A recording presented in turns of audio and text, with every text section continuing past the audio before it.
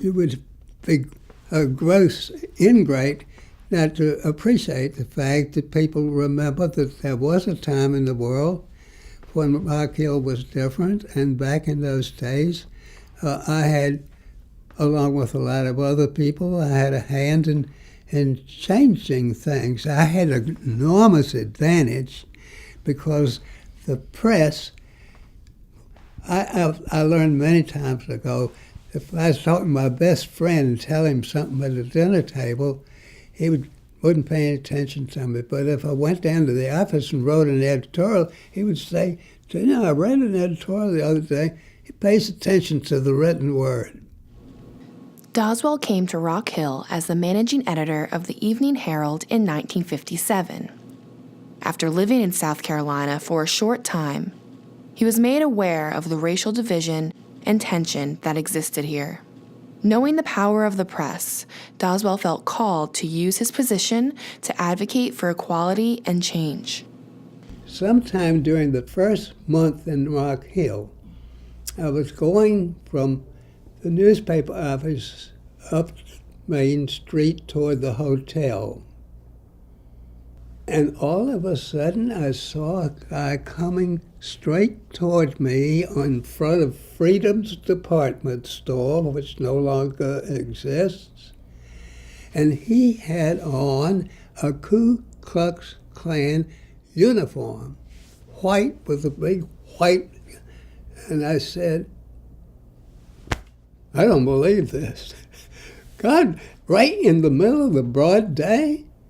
We didn't have the Klan in Richmond. At the time, Doswell's belief in equality was not commonplace. His advocacy for racial justice was perceived as progressive and radical. People did say that I was a radical. People did say that I overstepped my bounds. So, if I was going to write about the importance of us learning to live together, listen to each other, and live with each other, you have to find out the hard way, how does that work? It ain't easy. You have to reluctantly realize that your way of looking at something is not the only way to look at it. One of the first meaningful editorials I wrote laid it on the line, and I had to submit it to Mr. Patrick, and he said, "Marshall, we can't run that." And I was madder than hell. And he said, "Let me tell you why. If we run that editorial, it'll make everybody in town mad as the devil. And when you make people mad, they don't really think like they ought to. And so we will be creating a problem rather than solving a problem. So what we're going to do," he said, "is approach it very softly and tenderly, and as we go along, maybe we'll step it up a little bit more, a little bit more." And so that's the policy that we felt would be useful and hopefully would make some headway. I think Marshall, in many ways, was typical of progressive newspaper editors throughout the South. When you read their editorials today, you think, oh boy, that's kind of mamby-pamby. It wasn't that hard-hitting. But at the time, it was. He was a member of the white establishment at the time he was doing these things and leading this charge.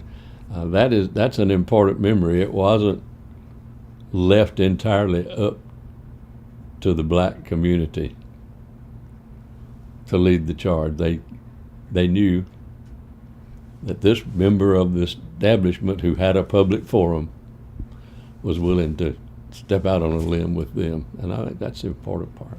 Marshall is one of the few people I know who have lived the social justice that a lot of people preach.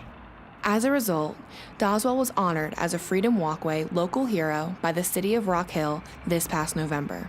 Aside from honoring new local heroes every year, the Freedom Walkway memorializes the Friendship Nine, whose sit-in was a staple in Rock Hill's civil rights history. Their conviction for their related arrest was only overturned recently. We had a situation where the mayor publicly apologized to the Friendship Nine students. And today it seems like, well, that was a long time coming. But if you look back from the early 1960s, I don't think many people, white or black, would have ever thought that would happen. I think people like Marshall hoped that it would happen, and they never lost faith with the good people of Rock Hill and the belief that Rock Hill will eventually do things right. And I think history sort of proves that they did. The current political climate is on the cusp of slowing down or even reversing some of the gains in racial justice that have been made over the last 30, 40 years. I think it's important that we understand where we came from. It's imperative that we learn how to talk with other people who don't look like us, who don't think like us, who don't worship like us. And we have to realize that what was right when we were kids really isn't germane anymore, because not only have you changed, but the world has changed, and the world will be different tomorrow and tomorrow and tomorrow. As a newspaper man, you meet an awful lot of people, and you talk to an awful lot of people, and sometimes they break down and just tell you what they think. And I realize that an awful lot of people don't think the same way I do. I also realize that I'm not always right.